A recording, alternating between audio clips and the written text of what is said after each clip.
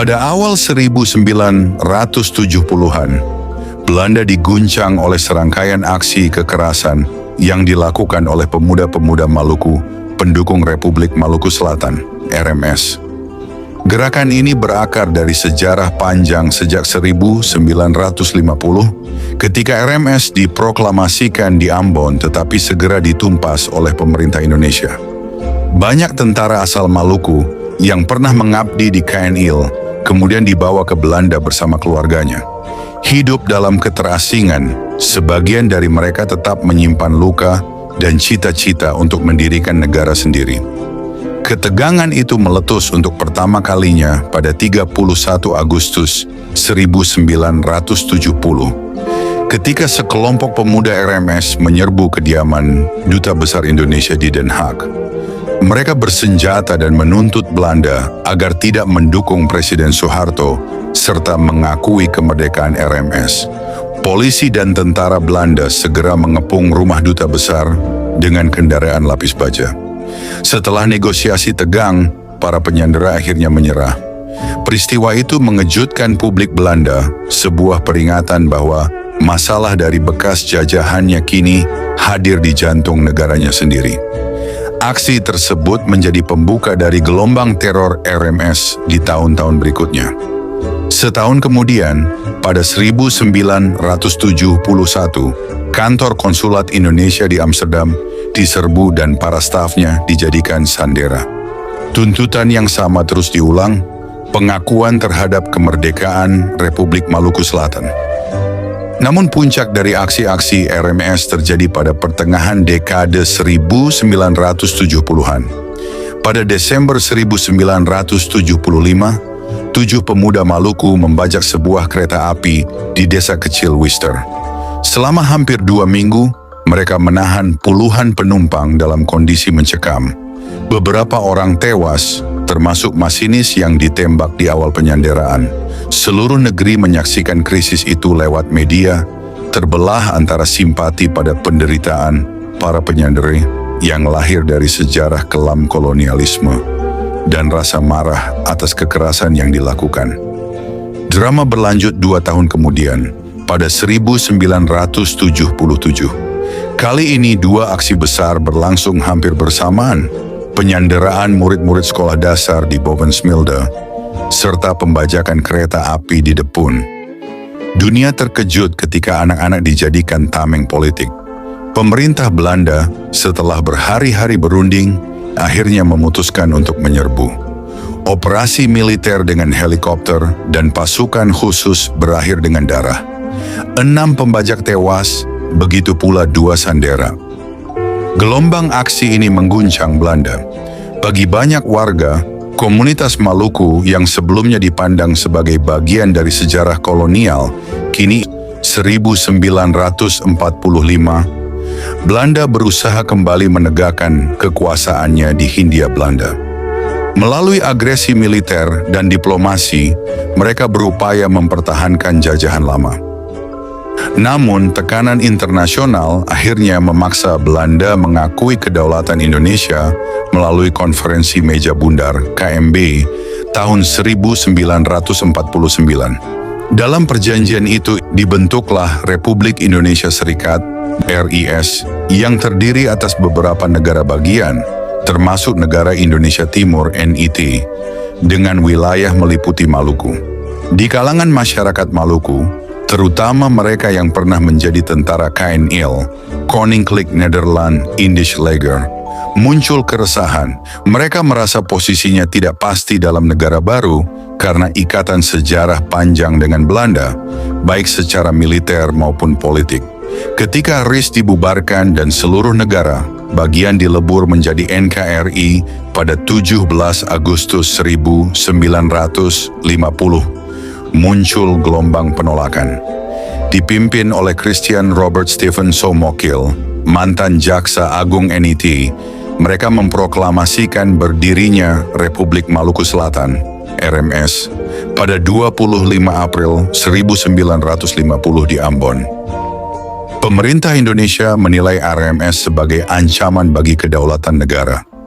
Presiden Soekarno segera memerintahkan operasi militer untuk menumpasnya. Pada September-November 1950, operasi militer berhasil merebut Ambon dari tangan RMS. Pasukan RMS tercerai-berai, sebagian pemimpinnya ditangkap, sementara yang lain melarikan diri. Somokil sempat bersembunyi selama bertahun-tahun, namun akhirnya ditangkap pada 1963 dan dieksekusi pada 1966. Sejak saat itu, kekuatan RMS di Maluku semakin melemah dan pusat gerakan mereka beralih ke luar negeri, terutama ke Belanda. Perpindahan RMS ke Belanda tidak lepas dari keberadaan ribuan tentara KNIL asal Maluku. Setelah pengakuan kedaulatan Indonesia, integrasi mereka ke dalam TNI berjalan sulit.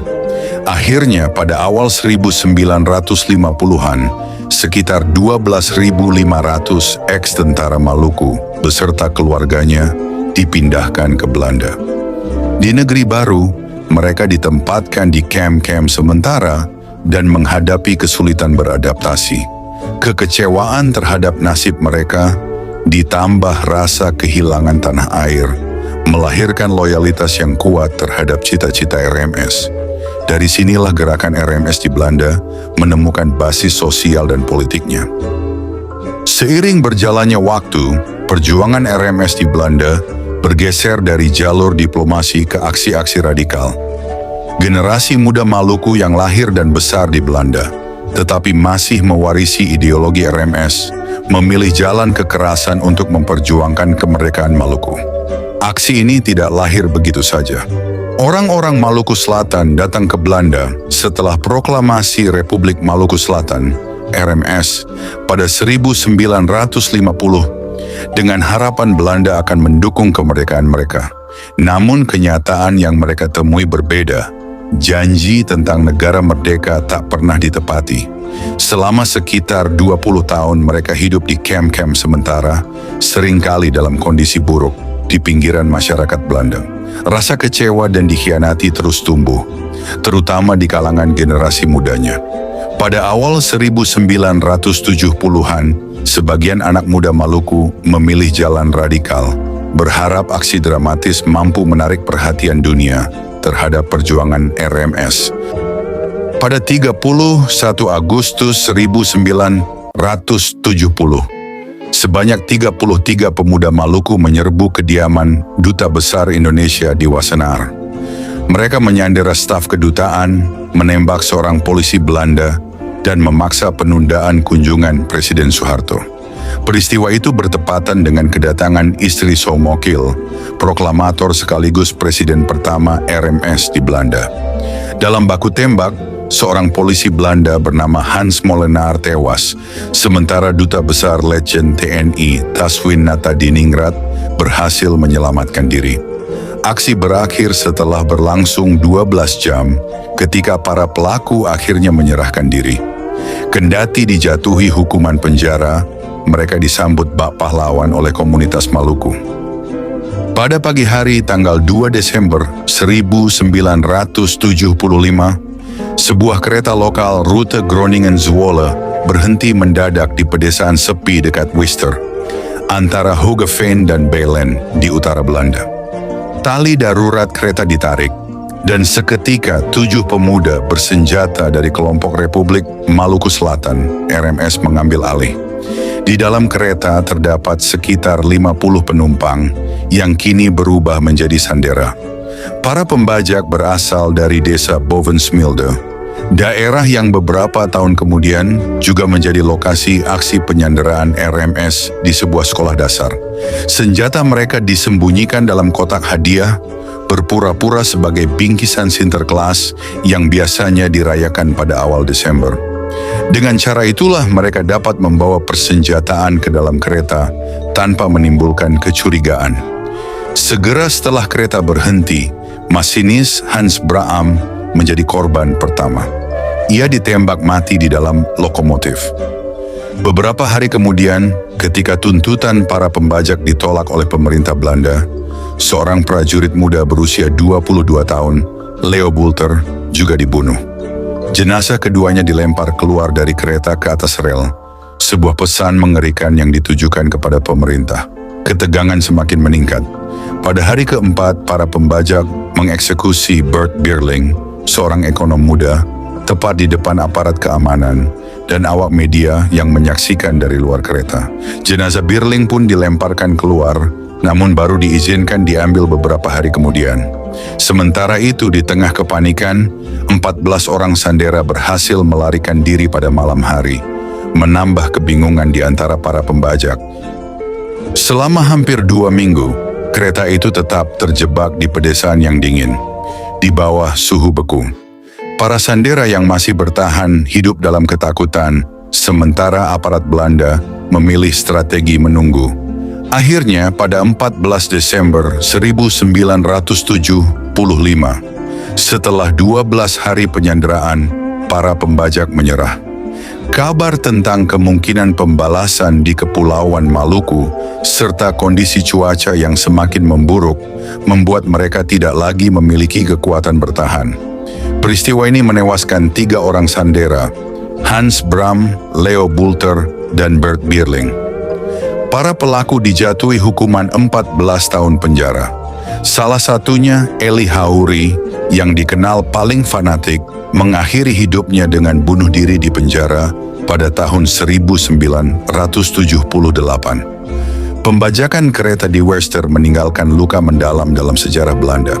Peristiwa ini tidak hanya mengingatkan tentang penderitaan para sandera, tetapi juga membuka kembali luka kolonial dan janji-janji politik yang tak terpenuhi. Bagi banyak orang Maluku di Belanda, Worcester adalah simbol keterdesakan setelah 15 hari dengan penyerahan diri para pelaku, yang kemudian dijatuhi hukuman penjara 7 tahun. Sementara itu, dalam peristiwa pembajakan kereta api di De Pun dan penyanderaan sekolah di Bovensmilde, 23 Mei 11 Juni 1977. 2 aksi terjadi serentak, penyanderaan lebih dari 100 anak sekolah di Bovensmilde dan pembajakan kereta api di De Pun. Setelah negosiasi gagal, pasukan khusus Belanda menyerbu kereta. 6 penyandera tewas, guncang dunia internasional, namun cita-cita utama, yakni pengakuan kemerdekaan Maluku Selatan, tidak pernah tercapai. Pada akhirnya, RMS lebih dikenang sebagai fenomena politik diaspora Maluku, sekaligus menjadi pelajaran berharga mengenai kompleksitas hubungan antara Indonesia, Belanda, dan rakyat Maluku. Hingga kini, meskipun telah lama berlalu, isu RMS masih kerap mencuat, terutama pada saat peringatan Hari Proklamasi RMS atau ketika terjadi insiden yang melibatkan bendera RMS. Walau RMS di Belanda tidak lagi memiliki kekuatan militer seperti pada masa lalu, keberadaannya tetap menjadi isu yang kompleks dan sensitif dalam hubungan antara Indonesia dan Belanda. Aksi-aksi RMS di Belanda memang kerap muncul dalam bentuk demonstrasi, propaganda, maupun upaya simbolis yang mencoba menghidupkan kembali semangat separatisme. Walaupun aktivitas itu berlangsung tidak boleh kendor. RMS mungkin terlihat kecil, namun jika dibiarkan tanpa respons strategis, ia bisa menjadi pintu masuk narasi yang merugikan Indonesia di ranah diplomasi maupun media global. Karena itu, pemerintah Indonesia perlu menjaga konsistensi pengawasan, memperkuat diplomasi dengan Belanda, serta meningkatkan komunikasi publik agar masyarakat, terutama generasi muda, tidak terpengaruh oleh propaganda separatis. Persatuan nasional bukan hanya tanggung jawab aparat, tetapi juga seluruh elemen bangsa. Politik boleh berganti, namun kewaspadaan terhadap ancaman disintegrasi harus tetap menjadi prioritas bersama.